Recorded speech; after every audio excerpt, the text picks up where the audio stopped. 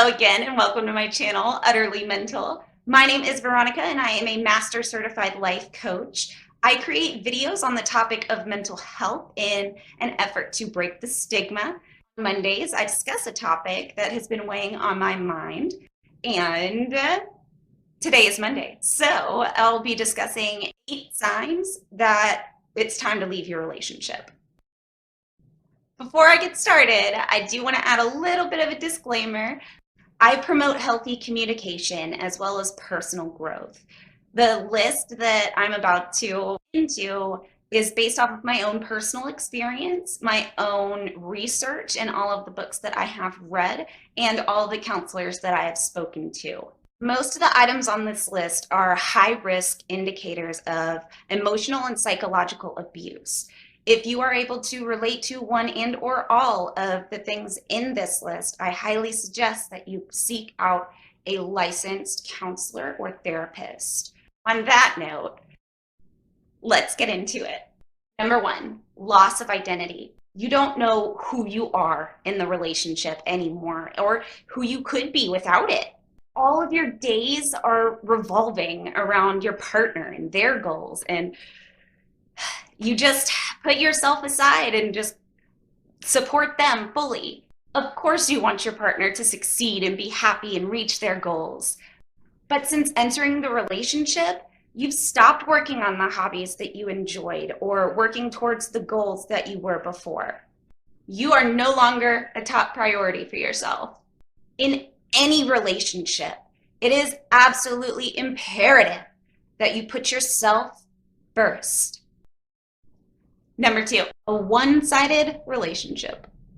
It seems like everything revolves around your partner and only your partner, because when you guys talk about things, it has to do with everything that's been accomplished for your partner and not the things that you would need to accomplish. Your partner doesn't ask you anything they can do to help you, or you ask them to help you and they've got a reason or an excuse as to why they can't. Maybe they promise that they can, and it never happens. Number 3, the blame game. Whenever your partner is in a negative mood or is experiencing negative emotions, you tend to be the one that they blame for them. They don't really take responsibility for their own emotions. If your partner is constantly blaming you for them being in a bad mood or having negative emotions and rarely or never express that you're the reason for their joy or gratitude, this needs to be addressed in a constructive and non-judgmental way so you guys can work out solutions. If you do this and they're still treating you the same way and blaming you for all their negative emotions, and they're never showing you that love and appreciation and gratitude or telling you you're a source of their joy, it may be time to leave the relationship. Number 4, you guys are lacking balance. The only time you get to see friends is with your partner. If you want to go to a sporting event, it's with your partner. You want to go to Walmart, it's with your partner. Even when you want to go see your own family, it's with your partner. Now, your partner has no issue doing all of these things and seeing all of these people by themselves. You feel like if you talk to or see anybody that your partner doesn't know about in advance or isn't with you when it happens, that it's just going to start a fight. Your partner could be a very jealous and untrusting person because of their past experience, but they treat you as if you are the one who caused those issues. That's not okay. And if that is happening, try to address it with them in a loving way. And if you cannot come to a conclusion or you don't feel heard, it might be time to step away from the relationship. Number 5, double standards. This one goes along with number 4. I'm going to explain it a little differently. So in number 4, I explained how your partner will go see friends or talk to anybody on the phone, go see their family by themselves without you. But you aren't able to do that without getting interrogated and accused of doing things. That was the double standard example 1. For example 2, when you get time alone with your partner, it's rarely quality time. And the time that you do get with your partner is normally spent doing something that they want to do, not something that you want to do. So you have an idea. You both go out to go do something that you came up with. Your partner's not that interested, so they're acting indifferent and grumpy the entire time you're there, ruining the experience. This is a form of manipulation and control. You're left wondering, you did something wrong,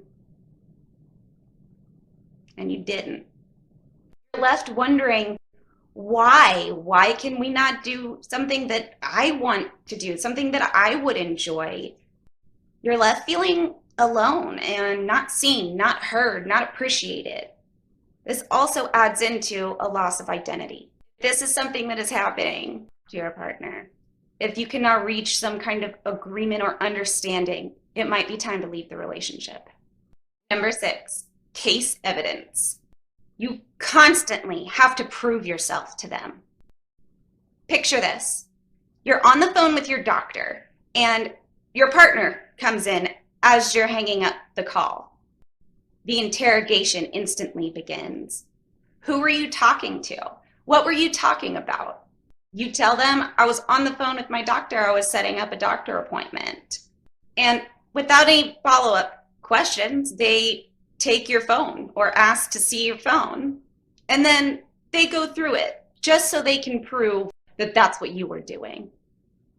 Another example would be your parents call and say they really need your help with something. So you send your partner a message and say, hey, I'm going to go help my parents out for a little bit. And you just leave. You don't wait for a response because your parents need you. The whole time that you're there, your partner is texting on repeat and calling and calling and calling. But you're helping your parents, so you're not by your phone. When you finish helping your parents, you get to your phone, you see you've got 5 missed calls, 17 text messages, all getting increasingly angrier and more hostile. Either on your own or by your partner's demand, you send pictures to them just to prove where you were and what you were doing. Your partner may go the extra mile and call your parents to confirm that you were there. You are always having to prove that you are a good and honest person that was not doing anything that deserves that kind of treatment. It may be time to step away from your relationship. Number 7, you always have to be playing defense.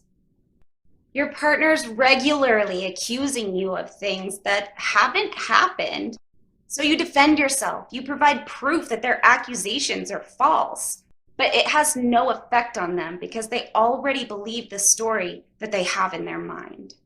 If you continue to try to defend yourself, your partner is saying, you're always trying to defend yourself. You're never just accepting what you've done wrong. They've already know that you didn't do anything wrong and that you would like to discuss why they think that you've done that. But they're not trying to. They just want to fight. You know that what they're saying is not true, and you have a right to defend yourself and your character. But when this is happening on a regular basis, this is something that is a relationship's version of normal, it's most likely time for you to leave that relationship. On to the last one, number 8, the reflection of a stranger. One of the most impactful moments for me was I walked into my bathroom and I looked at myself and I had no idea who was staring back at me. Or looking in the mirror and really thinking about who the heck is staring back at me. You notice that you've developed a lot of destructive and toxic traits as a result of being in this relationship. You go a little deeper and you realize maybe you brought some destructive and toxic traits into this relationship from the past relationships. And this is where your personal growth and healing journey starts. So go look in the mirror. Do you recognize your reflection? If you don't, it might be time for you to leave the relationship. Thank you so much for joining me again today. I know this was a hard topic to talk about, but it is a very real one. If you stuck with me through this whole video, please hit that subscribe button, give me a like, share this with a friend, and I want to hear from you. Have you recently gotten out of a relationship like the ones that I've described? How was that for you? Are you healing? And how are you doing it? Leave me a comment below and let's discuss it. If you are a victim of domestic violence or emotional and psychological abuse or physical abuse, I put resources down in the description below so that you can seek help. Again, thank you so much for joining me again today. Please don't go to bed tonight without finding a reason to genuinely smile. Be kind and take care of yourself. Utterly Mental out.